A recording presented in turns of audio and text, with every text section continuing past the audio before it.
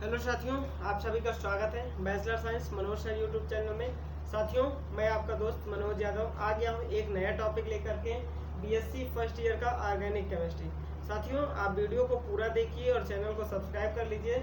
आप सभी को सारे डाउट्स, जितने भी डाउट्स हैं सभी क्लियर हो जाएंगे। ठीक है, तो आज हम लोग यहाँ पे बात करने वाले हैं electron affinity of noble gases.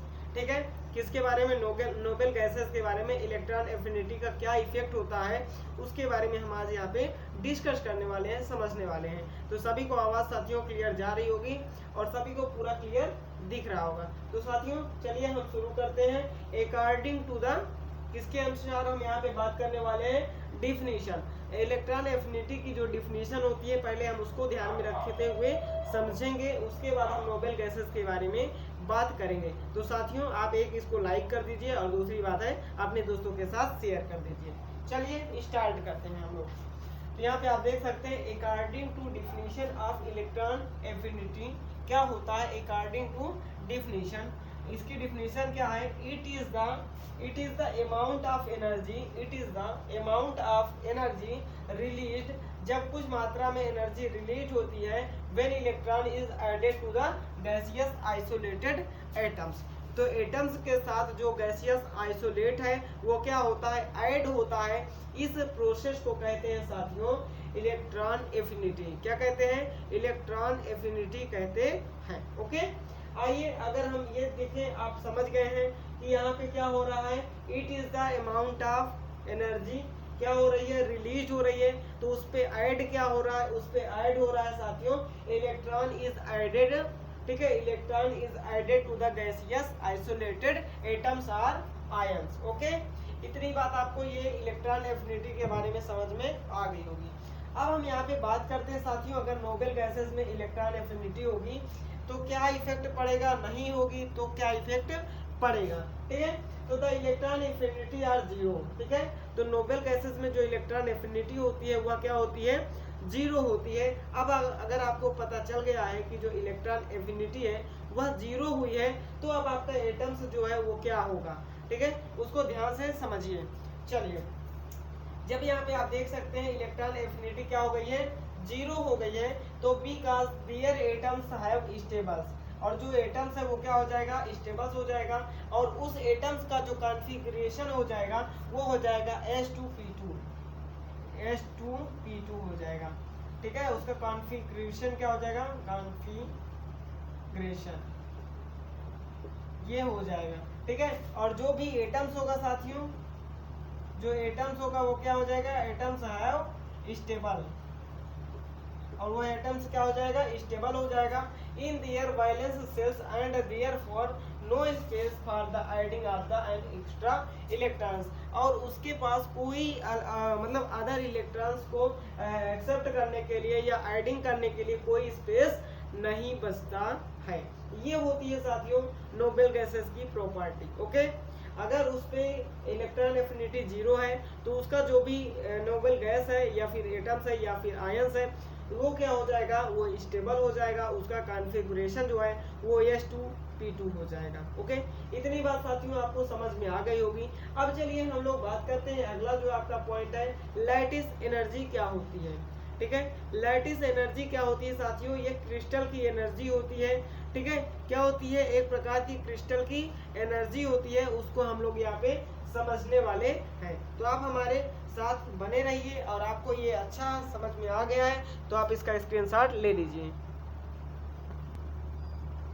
तो चलिए अब हम लोग समझते हैं साथियों लैटिस एनर्जी क्या होती है, उसके बारे में अच्छे से समझते हैं लैटिस एनर्जी क्या होती है।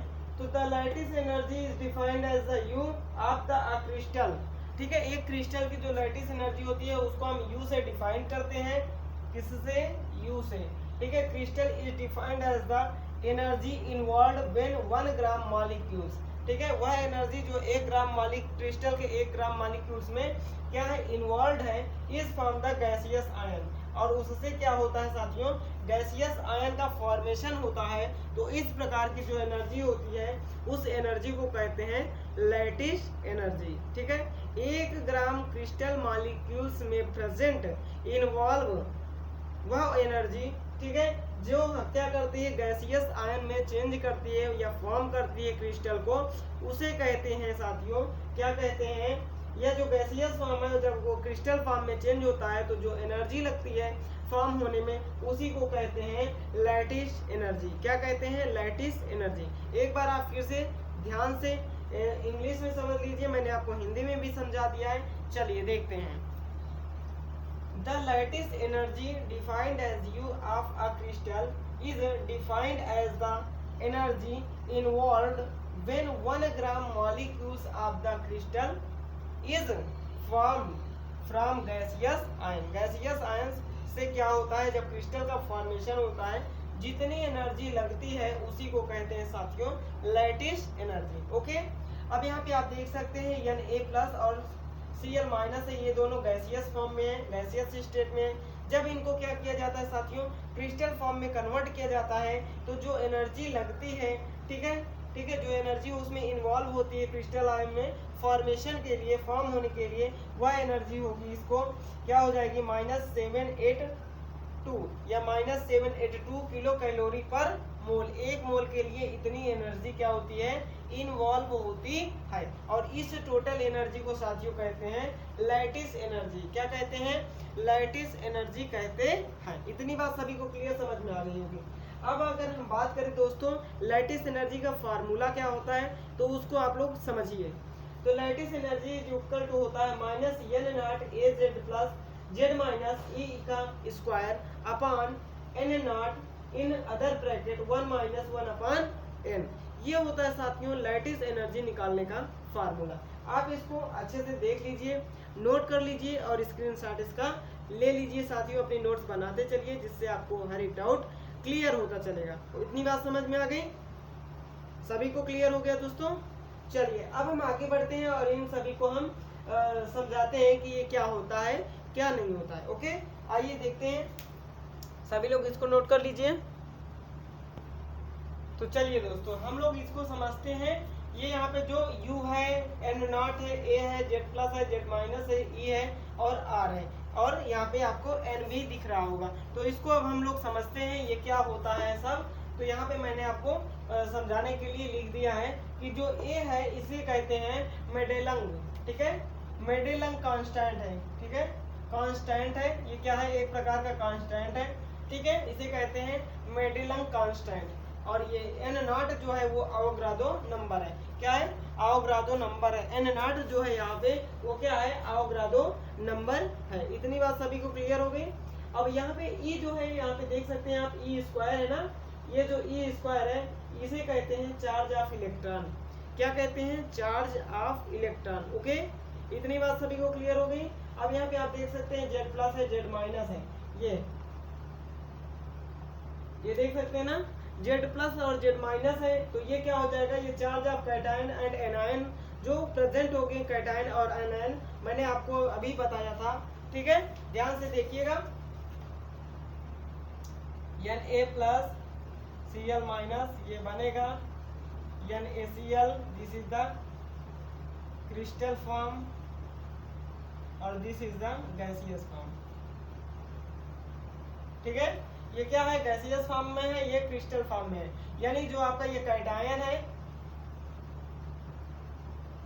और ये आपका एनायन है। ओके, तो यही जो इसका चार्ज है उसी को मान लीजिए यहाँ पे प्लस चार्ज है, यहाँ पे माइनस चार्ज है, ऐसे यहाँ पे 2 है, यहाँ पे 3 है, वो आपको मान लीजिए, ठीक है। तो वही मैं यहाँ पे आपको समझाने के लिए बताया हूँ। तो charge of cation and anion को हम किससे रिप्रेजेंट करेंगे, +- Z से। ओके, किससे, +- Z से।